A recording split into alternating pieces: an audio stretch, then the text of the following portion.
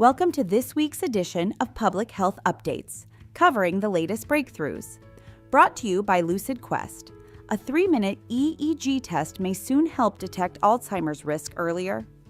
Researchers used a technique called fastball EEG to identify memory problems in people with amnestic mild cognitive impairment, a group prone to Alzheimer's disease.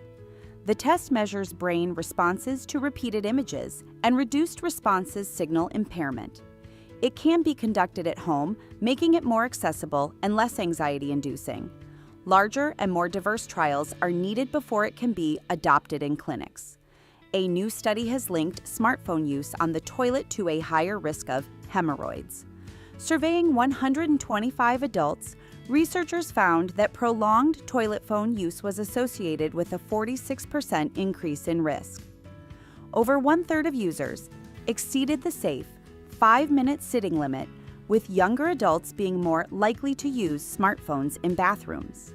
Experts advise limiting sitting time and avoiding phone use for better hygiene and health. In the UK, the government plans to ban energy drink sales to individuals under 16. Brands such as Red Bull, Monster, and Prime will no longer be available to minors. 1/3 of children currently consume energy drinks weekly. Risks include heart strain, sleep disruption, obesity, and in rare cases, caffeine-related deaths. A 12-week consultation will finalize the law, reflecting growing concerns from parents and teachers. Artificial sweeteners have been linked to faster brain aging.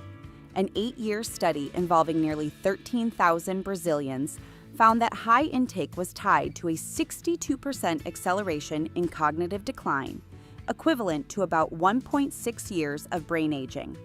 The effect was more pronounced in younger adults under 60 and diabetics.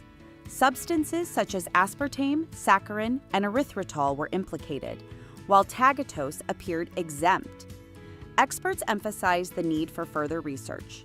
2 large studies have cast doubt on the routine use of beta blockers after heart attack. For patients with near-normal heart function, no survival benefit was observed. Among women, higher doses were linked to increased complications and mortality. Benefits remain clear for those with arrhythmia or hypertension. Researchers suggest that clinical guidelines should be revised to promote more personalized care. New research has connected immune cells in the brain to depression. In stressed mice, neutrophils mobilized from skull marrow to the meninges, where they triggered depressive behavior. These cells persisted even after stress exposure, altering brain inflammation.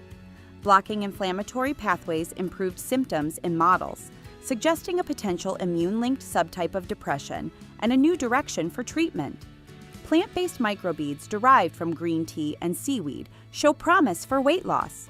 In animal studies, the beads trapped fat in the intestines, reducing absorption.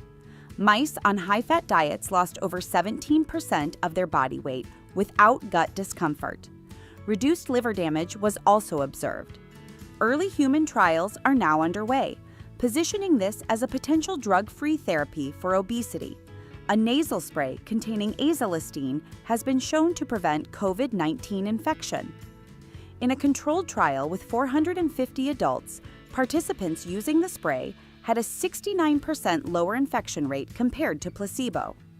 Only 2.2% developed COVID-19 after 56 days, versus 6.7% in the placebo group. The spray also delayed infection onset and reduced other respiratory illnesses.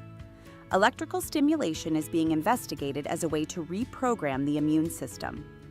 Researchers demonstrated that electrical pulses shifted macrophages into an anti-inflammatory state, enhanced stem cell attraction, and promoted new blood vessel growth. The experiments were performed using human blood cells, supporting future translational potential. This approach may lead to non-invasive therapies for inflammation and healing. Finally, sex differences appeared to shape the course of schizophrenia and bipolar disorder. Women with schizophrenia tended to start treatment later, while men had higher rates of substance use. In bipolar disorder, patients showed better cognitive performance than those with schizophrenia, with women excelling in memory and processing speed. Both conditions were linked to higher rates of thyroid disorders.